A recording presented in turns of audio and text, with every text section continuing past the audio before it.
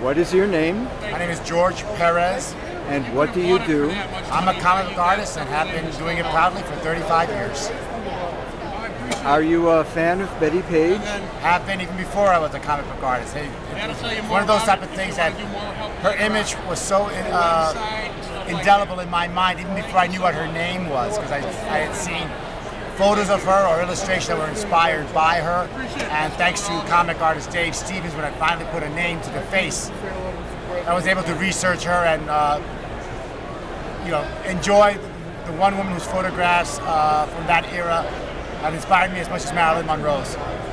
Could you estimate for us when you think you were first aware of her? Aware of her probably when I was about 17, and that's obviously a very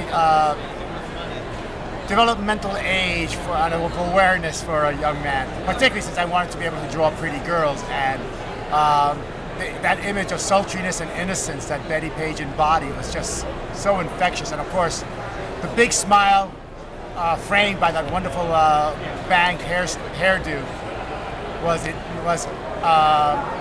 immeasurably influential. Do you have a preference for Pin-Up Bettie or Fetish Bettie? Oh, I probably like Fetish Bettie because of the fact that even then, since I've always had at the time, secret, now highly exposed love for the fetish world, she always looked like she was having fun doing it, like she was in on the joke, and that made it okay to enjoy it, because you didn't feel like she was being abused, that she was being subjugated. She always looked like she was in charge, because she always looked like she was having fun. Bettie, as you know, has many fetish niches.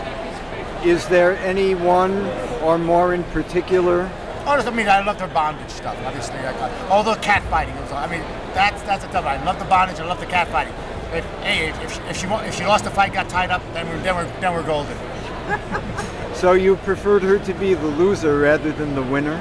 Oh yes, I mean, because the fact that even as a loser, she always has like those great eyebrows that were so expressive along with her eyes. So there's something about her being the submissive as opposed to the dominatrix. Okay, so you enjoy her more as a sub than a dom? Yeah. Okay.